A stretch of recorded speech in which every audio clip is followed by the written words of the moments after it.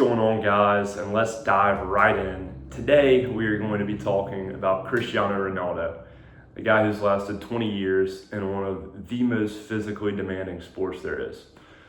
And here's what's most impressive about Ronaldo.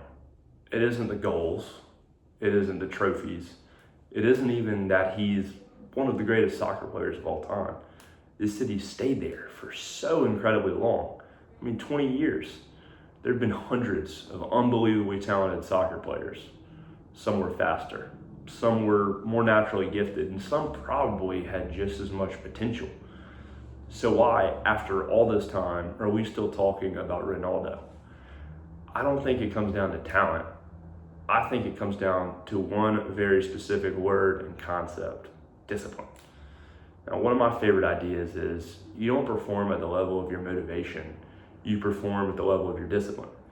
And I don't think anybody embodies this better than Cristiano Ronaldo. Think about this. How many times have you told yourself or heard someone say, I'll work out tomorrow, I'll start Monday, I just don't feel like it today? We've all done it. But Ronaldo, he just couldn't afford to think like that. He built routines that made discipline automatic. Training was not optional. Recovery, not optional. Eating right was not optional. These decisions weren't made every day. He had already made them years before. And that's the huge difference. It was a non-negotiable. There's a story from Blaise Matuidi, one of Ronaldo's old teammates, and it perfectly sums this up.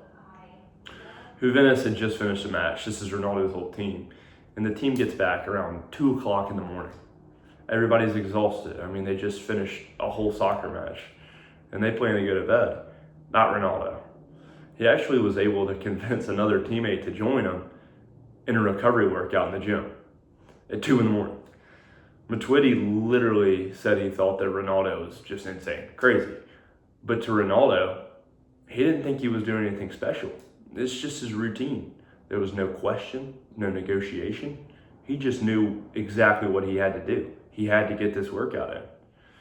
And there's another story that I love. This one's from Patrice Evra, another soccer player. And apparently, Ronaldo went and played a game of table tennis with Rio Ferdinand, and he lost. Now, most of us just laugh this off. It's a friendly game, not Ronaldo. He was so frustrated that he went and bought his own ping pong table, practiced for 2 weeks, came back, and beat Rio Ferdinand right in front of everybody. Think about that. It wasn't even soccer. It's not what he's world class at. It was ping pong. But he just hated losing that much, and it is simply below his standards to be a loser at anything. He has to win. That's the standard he set for himself. It's who he was. There's another story that the same guy, Evra, tells, and I think this is even better.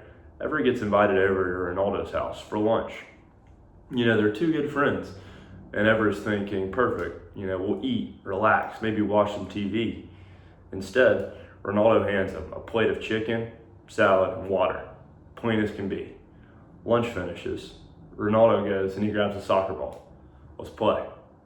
They kick it around for a little bit. Then Ronaldo wants to go swim. Then get in the sauna. Then more training. Evra basically went on to say that if Cristiano Ronaldo invites you over for lunch, don't accept. It's just going to be an intense training session. Even lunch with Ronaldo turns into the hardest workout that you've had in the past weeks. On a calm Sunday or whatever day that you're having lunch at Ronaldo's house. And I think that's the lesson here, is that people see Ronaldo's trophies. Look at his routine. People see motivation. Look at his standards. They're unbreakable. That's the difference. Idiot-proof system that Ronaldo made, and he has no choice but to do exactly what he's promised himself. He does not wake up every morning asking, do I feel like training today? He had already decided who he was. And once you decide who you are, the daily decisions get a whole lot easier. Now, I'm obviously not saying that all of us need to go and train as hard as Cristiano Ronaldo. That's not the point. The point is that every one of us has routines. Every one of us have standards. And the question is, are they moving you closer to the person you want to become or further away? because your future probably won't be determined by one huge decision. It's going to be determined by hundreds of little ones. One workout, one early morning, one extra half hour of practice. None of these things are going to change your life until you repeat them for years, hundreds of times, over and over and over. A repeatable system, something that you will not break, a promise to yourself that you will not break. And that's what Cristiano Ronaldo understood. He knew that to be the legendary player that he wanted to be and to be elite for so many years, 20 years, he had to treat his body like a sacred temple and work relentlessly. So he never fell below this standard. And every decision held through with this mindset. Take care of your body, eat healthy, work out. He has to do these things. And different goals require different decisions to be made. But Ronaldo knew that this is what he had to do for the future that he was starving for. He didn't fall to the level of his motivation. He fell to the level of his discipline. And his discipline was world class. Maybe that's why Ronaldo is one of the greatest athletes we've ever seen.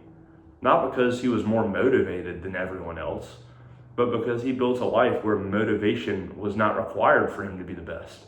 It was his standards and his discipline. That's what we've got for today. Go check out the TikTok for more.